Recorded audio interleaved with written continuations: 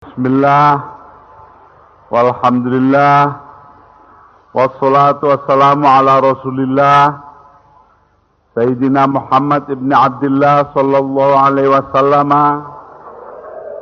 wa ala alihi wa sahbihi, wa man tabi'ahu wa walah, wa la hawla wa la quwata illa billah. Ulama anal kiram, wa habaibana al-afadil wa zu'ama'ana al-a'izza,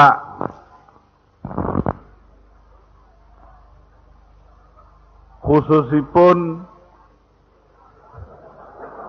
lali lupa kalau presiden.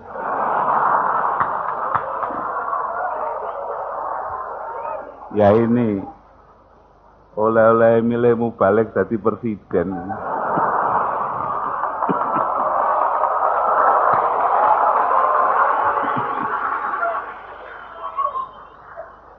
Terutama kepada keluarga besar Pondok Pesantren Tegarrejo,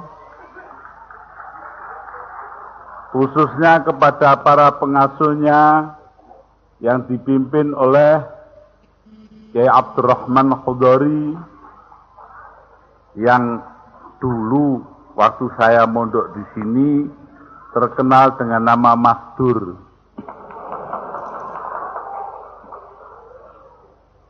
Sampai hari ini pun saya manggilnya Mas Dur. Karena saya ini lulusan Pondok Tegarrejo.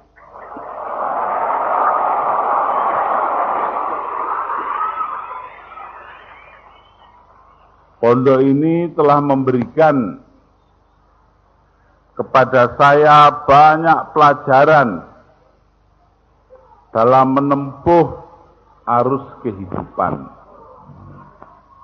Tetapi terutama pelajaran yang terbesar adalah rasa kemanusiaan yang harus tumbuh pada diri kita. Saya dengar di sini bahwa adik Kiai Abdurrahman Khudori manggil saya dulu Mas Mo. Itu kalau dimintai orang pangestu mendirikan masjid, jawabnya selalu, apa tempat sampean sudah ada gamelan?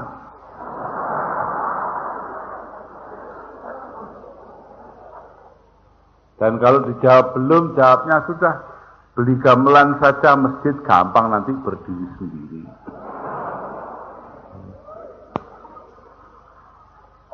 Ini artinya apa? Pondok Tegarrejo telah berhasil menanamkan dalam diri kita semua rasa kecintaan kepada budaya daerah, kepada budaya kita sendiri, di samping mengembangkan ilmu-ilmu agama yang kita ingini.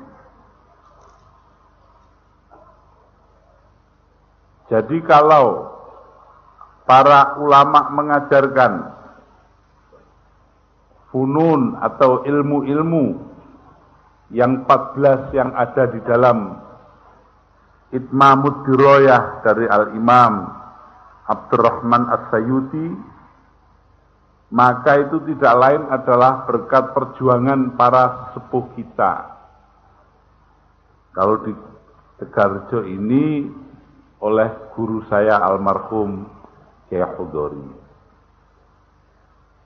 Beliaulah yang menanamkan hal itu kepada kita, sehingga akhirnya kita semua menjadi manusia yang seperti sekarang.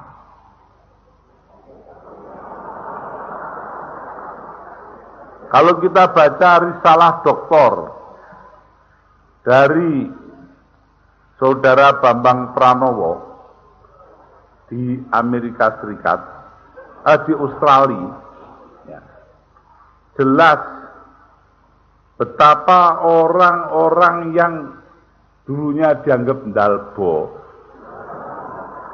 dianggap tidak karu-karuan, dimong oleh almarhum Kiai Khudori, sampai akhirnya menjadi muslim yang standar. Coba toh kita ingat ditepus. Oh, guyu bilang tepus. Saya di sini nih hafal semua. Lor sana ada macanan.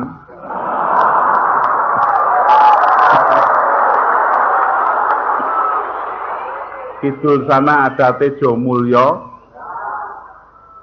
Kalau kita ke timur terus ke Balak, apal kabeh. Apalagi dekat sini ada desanya Kiai Idris, namanya Pekalongan.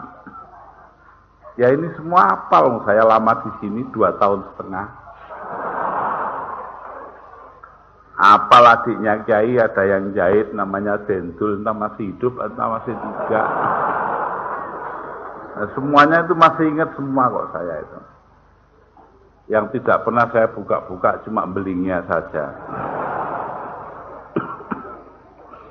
Tetapi bahwa dengan kemanusiaan yang tinggi, akhirnya almarhum Kiai Khudori berhasil membawa mereka kepada standar keislaman yang kita kenal, tanpa menghilangkan budaya daerah mereka. Ini yang menurut saya paling penting. Kalau tadi Kiai Abdurrahman Khudori, yang Kiai ya harus dipanggil Kiai, masa tetap Mas saja. Itu bercerita bahwa dari zaman Wali Songo, bahkan ditarik dari zaman Sunan Raden Rahmatillah, maka ilmu-ilmu yang dibawa oleh para kiai itu adalah bagaimana memadukan budaya daerah dengan ajaran agama sekaligus.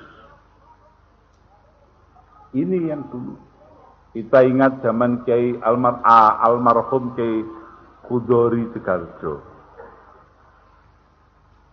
Tidak pernah imtihan kalau tidak ada boxen. Tidak ada model-model budaya setempat. Padahal kalau orang lain imtihan itu ya isinya cuma muhadharah, pidato-pidato, ya, mau itu hasanah katanya zaman sekarang. Katanya mau itu hasanah itu nasihati mbok hasanah.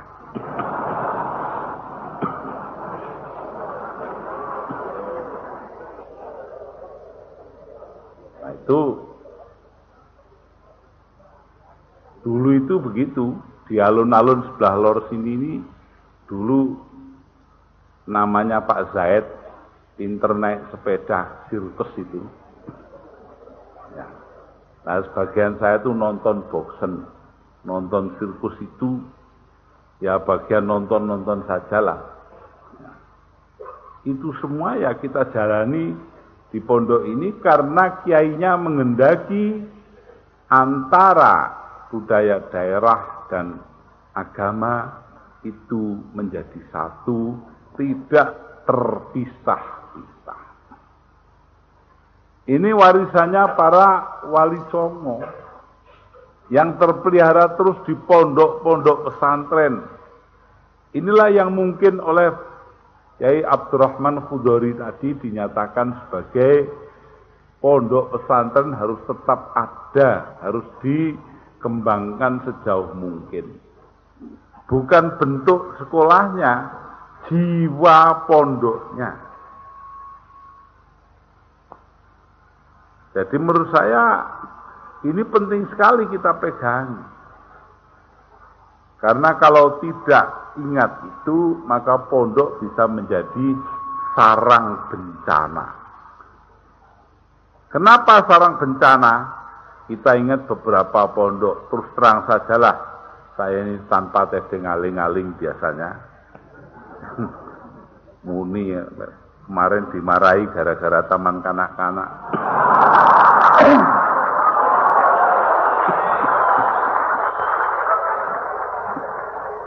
Tanpa testing aling-aling saya bilang, Pondok Ngeruki yang dipimpin oleh Sungkar itu melupakan ajaran nenek moyang kita. Quran hanya diambil separuh, hadis diambil separuh, ajaran ulama dilupakan, tinggal kereng dan kejemnya saja. Padahal pondok yang besar-besar seperti Pondok Tegarjo ini, tasamuh atau toleransinya kepada orang lain sangat besar.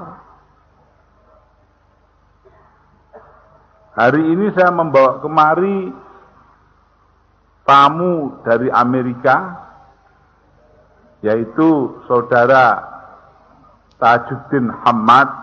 Ini orang Sudan, hati-hati coro Arab sama dia. Ngomong Arab, kleru, awas. Tapi juga di samping itu beliau dibarengi oleh Reverend Kwak, seorang pendeta agama lain di luar Islam. Nah inilah maziahnya pondok-pondok seperti Tegarjo ini, di mana tidak ada penolakan terhadap siapapun, sampai karena adrengnya bersatu semua pihak. Tadi Kiai Abdurrahman Khudori menyatakan yang penting urusan bangsa, perbedaan tidak penting, itu mafhumnya begitu. Sehingga NU Muhammadiyah apa itu tidak ada urusannya. Beliau itu menyantuni semua, sampai saking menyantuninya sampai tidak tahu kalau di rombongan saya ada Pak Matori Abdul Jalil, Ketua Umum PKB.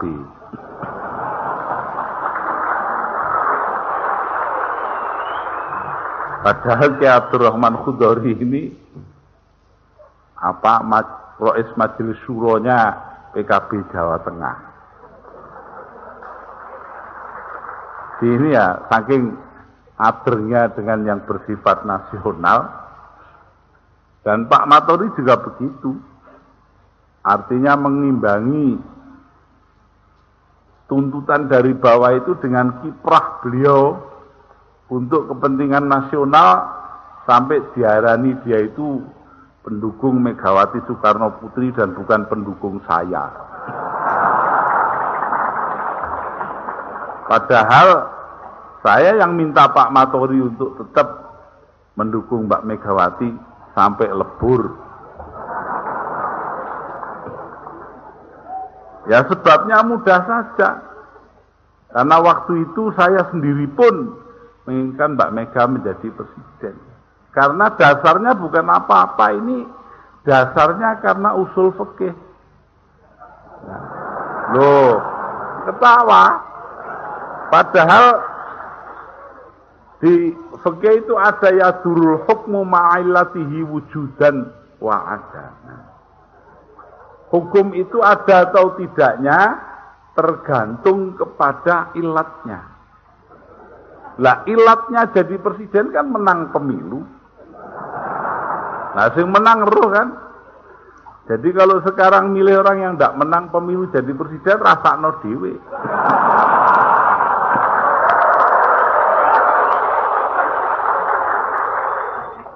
Karena itu kalau saya menghormati Mbak Mega, jangan heran karena saya menghormati usul fikih.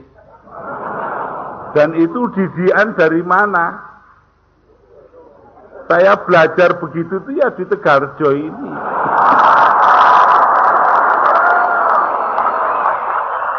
Saya masih ingat tadi kurikulum yang dibilang oleh Kiai Abdurrahman Khudori. Yaitu di bawah kita belajar Safinatun Najah. Lo nguyu, mesti ya. Kemudian setelah itu yang kedua itu Amriti Nahwu itu, ya. Kemudian yang ketiga Alfiyatu bin Malik dengan Minhajul Qawim. Yang keempat itu tahun keempat itu Jahrul Maknun dengan Fathul Wahhab. Yang kelima itu Qalyubi wa Umairah atau Muhalla, disertai oleh Jauharatul Maknun. Yang kelima itu yang keenam itu belajar usul fikih Lataiful Isyarat.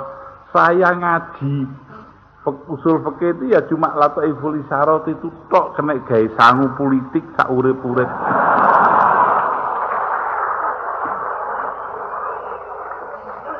Dan itu pun belajarnya di sini belajar nyolong.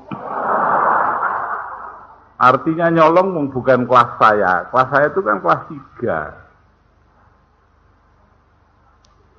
Tapi saya belajar Lataiful Isyarat, diam-diam dengerin. Ya. Di antara guru yang saya hargai di sini dulu adalah yang sangat mempengaruhi saya itu Mas Munir Tegal Randu, sudah wafat beliau. Mas Khalil Nusuan di barat itu loh, Kaliangkrik. Ya. Kemudian ada Mas Dul Haq yang akhirnya menjadi iparnya Mas Dur. Ya guru-guru itu guru saya dulu. Nah baru pada tahun itu tadi kelima, keenam itu belajar Bukhari Muslim dengan Lataiful Isyarat. Tahun ke-7 baru belajar Ihya Ulumuddin 4 juz khatam bareng. Saya itu banyakan nyolong. Bukan kelasnya tapi mempelajari itu. Sambil membaca buku-buku lain, nggak tahu apa masih ada yang ketinggalan di sini apa tidak. Sebab saya juga belajar di sini, belajar buku-buku, di antaranya tulisannya Vladimir Ilyich Lenin, ya, yaitu penyakit kiri kekanak-kanakan. Kalau mau jadi pejuang, jangan sok mau hasil pada waktu kita hidup. Mungkin kita sudah mati, baru berhasil. Juga belajar dari Mao Zedong, yang akhirnya dikenal Mao Zedong, kekuasaan lahir dari laras senapang. Itu semua saya pelajari di sini. Entah, yaitu sekali lagi apa entah masih ada entah enggak buku-bukunya di sini. Saya tinggal pokoknya di sini. Tapi di samping itu saya juga membaca cerita-cerita silat. Masih ingat saya tuh ngambil tiap minggu turun ke Magelang ngambil buku, mengambil majalah Star Weekly, di mana di dalamnya itu ada cerita tentang judulnya Kim Chua Kiam, tentang Wan Xinqi, ada Cinoto itu kan. Nah itu, ya itu tiap minggu saya turun ke sana, terus balik bawa majalah itu baca itu. Itu semua mengingatkan saya pada masa-masa berada di Pondok Pesantren. Masa-masa yang dikatakan orang masa formatif. Saya umur 15 tahunan, ya, tapi mempelajari itu semua yang ilmu agamanya maupun memperhatikan bagaimana almarhum Kyai Khudori memperlakukan orang dengan demokratis dan dengan keterbukaan yang luar biasa. Semua itu memberi bekas yang dalam. Kalau sekarang sampai jadi presiden itu ya banyak warisan dari dia.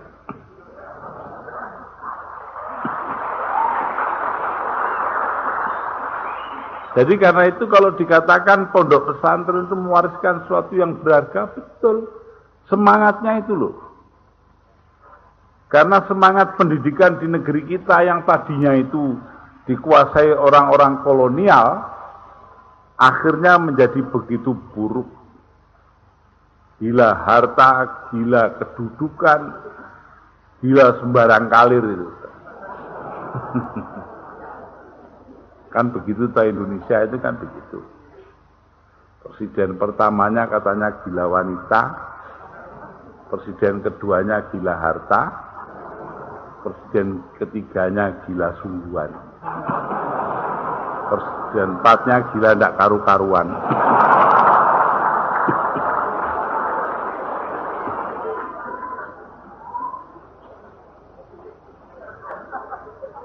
Nah itu. Jadi karena itu saya melihat bahwa warisan Wali Songo yang paling berharga, warisan pondok-pondok pesantren dari zamannya Samudra Pasai dibawa ke sini semua adalah kecintaan kepada kemanusiaan. Dan ini datangnya dari negeri yang juga cinta kemanusiaan, negeri Arab. Yang gersang seperti itu tapi cinta kepada kemanusiaan. Perhatikanlah orang seperti Imam Al-Farahidi, Al-Khalil Ibnu Ahmad Al-Farahidi, Sahibu Qamusil Ain, menulis buku Qamusul Ain, 2 jilid, Kamus Al-Ain, dimulai dari huruf Ain, 2 jilid. Ini adalah baboknya ilmu, karena dia mengambilnya dari mana? Dari filsafat Yunani. Imam Khalil yang tiap 3 hari sekali khatam Quran dengan cucuran air mata, ternyata di dalam kamusnya menunjukkan kemampuan menguasai filsafat Yunani. Loh, ini yang harus kita pelajari. Begitu juga seterusnya ke belakang. Beliau melahirkan murid-murid seperti penulis-penulis besar kita. Al-Jahiz, Kitabul Hayawan, yang 4 juz itu. Begitu juga Abul Abbas Al-Mubarrid dengan kitabnya Al-Kamil. Dan baboknya kitab Nahwu karangannya Imam Sibaweh.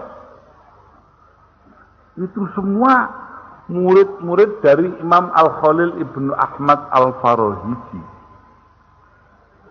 Orang tua renta yang tiap 3 hari sekali khatam Quran dengan cucuran air mata, tapi tidak pernah melupakan budaya daerahnya.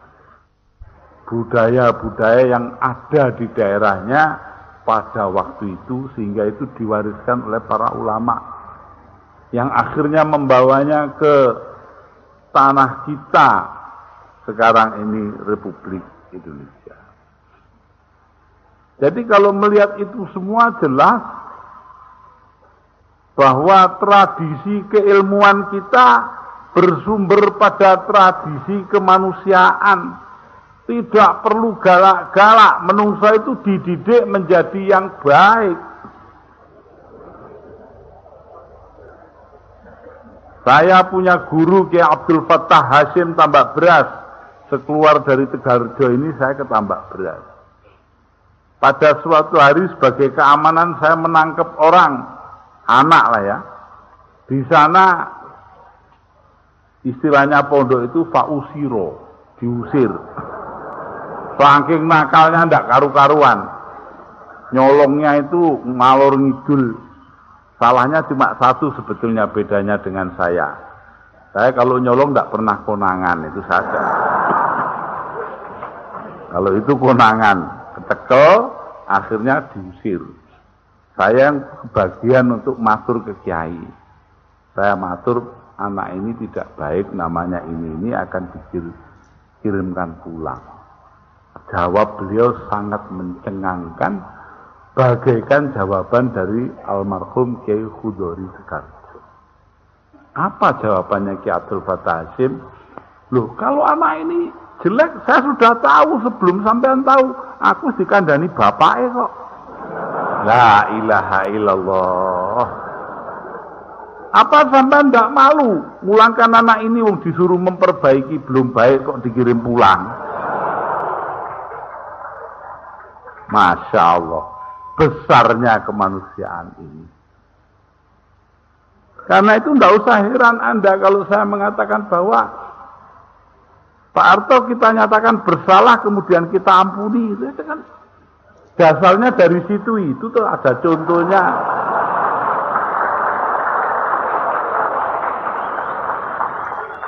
Sebab kalau salah semua juga punya salah kok repot-repot. Sak negara salah kabeh. Ini. Jadi kemanusiaan satu dari almarhum Kiai Khudori Tegarjo, kedua dari almarhum Kiai Abdul Fattah Hasyim. Mondok cuma di 2 pondok ini, mondok teratur lah ya. Yang lain kan mondok posoan saja.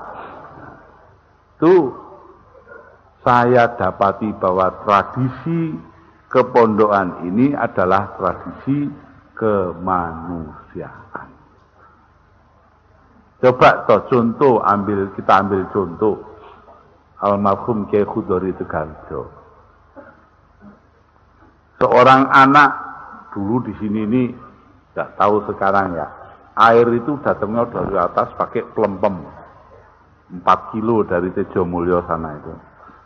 Saya juga sering ikut jaga pelempem. Ada anak nyolong bebek sampai ke atas. Dibeles di atas. Terus dimasak, dimakan bareng-bareng. Dikiranya tidak ada yang tahu. Ternyata bulunya bebek itu terus sampai turun ke bawah sini. Mentok. Akhirnya keamanan juga tahu. Lapor kepada kiai, ada orang nyolong bebek, nyolong mentok, dibeleh di atas.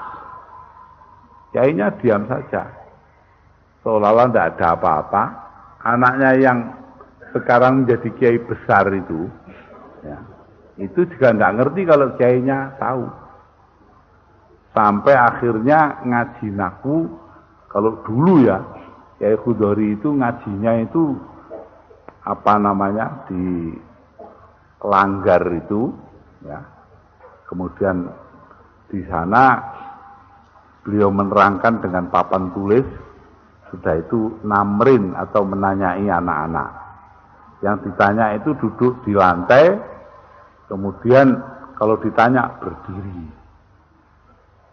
Yang lain duduk di lantai, dia berdiri. Dengan tenang kiainya 2 bulan menunggu sampai dia menerangkan alam. Nama itu loh, ada proper noun, ada general noun, ada personal noun ya. Nah itu kiainya bilang, ya, alam itu ada 2 macam, alam jenis, alam syakhs. Nama jenis atau nama perorangan, nama apa? Personal name ya. Nah, kemudian diterangkan itu semua, lalu timbul pertanyaannya, coba sekarang Fulan berdiri dia mendengarkan pertanyaannya itu apa? Ini bagian nyolong mentok tadi itu. Coba jawab, mentok itu alam syakhs apa alam jenis? Nama umum apa nama khusus? Langsung anaknya ndeprok jaluk sepuro di depan kiainya. Lo ya gini ini lo, ndak langsung muring-muring, ndak langsung marah-marah, bisa nyimpen 2 bulan kiainya itu ajar. Kalau tidak cinta kepada santrinya, tidak akan mungkin itu terjadi.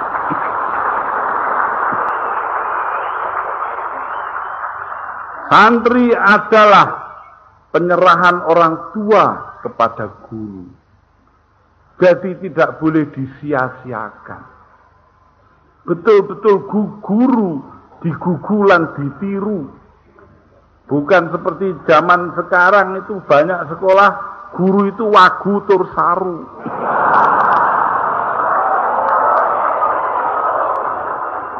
Dan karena itu saya setuju dengan Ya Abdurrahman Khudori tadi.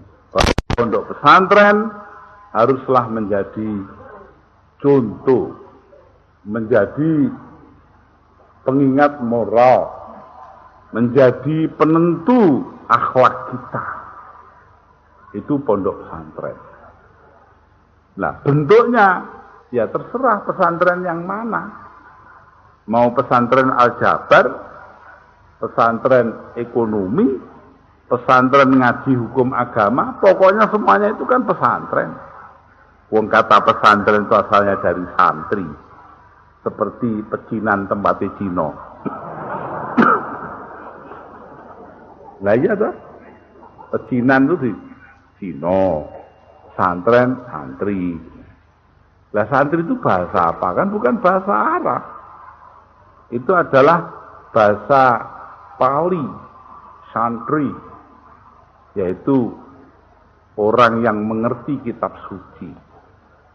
Loh, mengerti kitab suci artinya mengerti Al-Quran. Turutannya atau ikutannya mengerti hadis. Untuk itu harus ada dasar. Orang ngerti itu adalah ulumuddin, ilmu-ilmu agama. Apa yang dikatakan oleh Kiai Abdurrahman Khudori tadi sebagai aqwalul hukama, pendapat para ulama yang ada.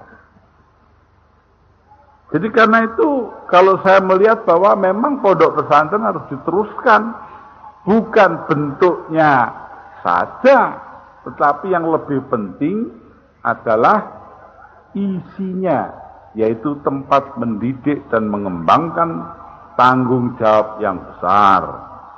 Karena itu kalau di mana-mana ada orang memahami tanggung jawab yang besar, ya namanya sudah di pesantren. Perkara yang dipelajari itu mungkin kayak akabri di Tidar sana, ya itu kan soal pembagian pekerjaan saja. Yang penting kan soal apakah jiwanya itu ada rasa tanggung jawab atau tidak. Apakah orang itu berdasarkan kepada kemanusiaan atau tidak. Jadi karena itu para hadirin dan hadirat, saya tidak lain melihat bahwa warisan pondok pesantren itu besar sekali dan harus diteruskan. Saya sependapat dengan Kiai Abdurrahman Khudori tadi. Karena dengan demikian kita melihat bahwa di balik keantikan macam-macam, di sini dulu ada Mbah Hamid Kajoran. Itu menungso paling antik di dunia ya. Iya, paling aneh. Laung duwe pondok punya pesantren kok namanya pesantren bodoh. Karena 3 orang, Mbah Muslim dan saya dan Mbah Hamid di situ. Katanya Mbah Hamid, Mas Muslim, aku harus mati. Saya mau mati, Mas Muslim. Ojo sik, ngesakno Gus Dur. Itu sebulan menjelang muktamar Jogja. Tunda lo ngodal orang mati kok turun nunda. Kalau ndak podo antiknya kan ndak bisa itu. Ngono ya, tunda ya. Iya, tunda. Sakne Gustur. Dan akhirnya benar. Wafatnya itu adalah sebulan setelah muktamar. Nah, itu orang seperti Kiai Hamid Kajoran, Mbah Hamid Kajoran panggilan saya, mendirikan 6.000 langgar dan musola dan masjid di seluruh Kedu dan Banyumas Selatan selama hidup. Coba orang mendirikan 6.000, wong kita bikin satu aja tidak jadi-jadi. Ini warisannya. Kemanusiaan beliau itu loh, mikiri orang lain. Bikinkan pondok, bikinkan masjid, bikinkan langgar. Belum kita lihat kiai-kiai lain. Banyak yang antik-antik juga seperti di Gerabak dulu almarhum Mbah Mangli. Nah, itu kurang apa antiknya itu? Paling antik di dunia orang tidak apa-apa suruh jalan di dengan baju ke dalam air, itu kurang apa? Saya pernah di Paris begitu. Tapi ya semuanya itu akhirnya menghasilkan ulama-ulama yang berperan besar, yang membentuk masyarakat yang membentuk akhlaknya orang banyak. Alhamdulillah kita bisa melihat buah kerja daripada Kiai Kudori almarhum di Tegarjo ini pada umat yang demikian banyak yang ada di sekitar kita. Mereka menghargai Tegarjo bukan karena apa-apa, tetapi karena jasanya Tegarjo untuk memelihara masyarakat ini.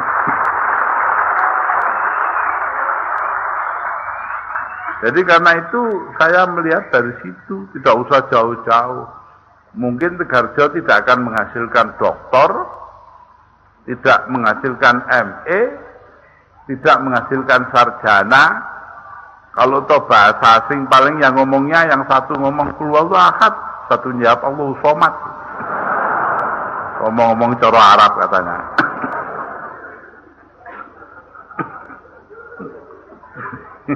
Jadi ini ya begitulah keadaan pondok itu. Tapi dengan keadaannya yang serba sederhana, serba kekurangan, alhamdulillah Pak Gubernur sudah menyetujui adanya air ledeng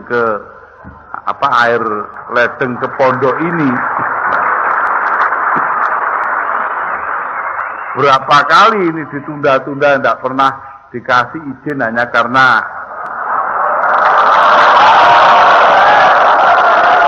karena waktu itu gubernurnya keliru. Yang boleh, wong bukan nabi kok ya keliru ya biasa. Wong presiden aja bisa keliru, masa gubernur enggak?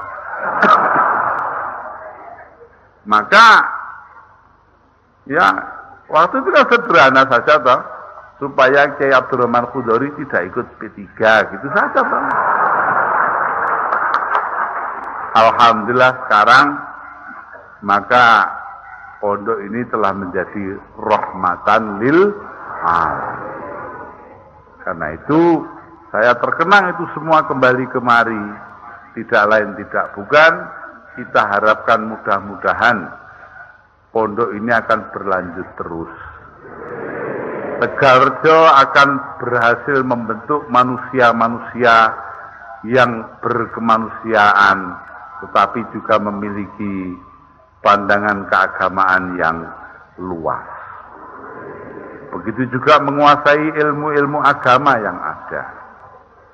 Dengan demikian maka tidak sia-sialah pendiri pondok ini, walaupun baru 2 generasi, tetapi akan berjalan terus. Beliau-beliau itu membawakan misi merubah masyarakat dengan cara beliau-beliau sendiri, mewarisi Joko Tingkir di Pringgoboyo dan para wali 9 di Jawa. Tapi ini juga mengambil dari tempat-tempat lain.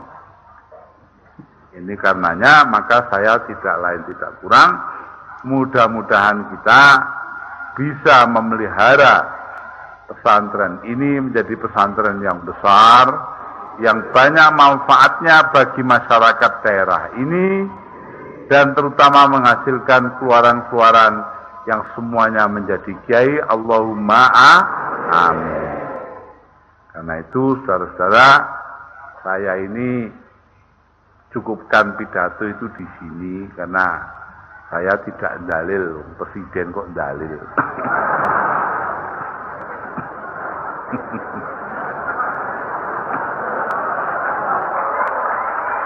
Ya, yang dalil itu kiai pondok. Presiden tidak usah dalil lah sudah. Ya. Kenapa? Karena kalau dalil itu nanti keterusan balik lagi jadi mubalik lagi.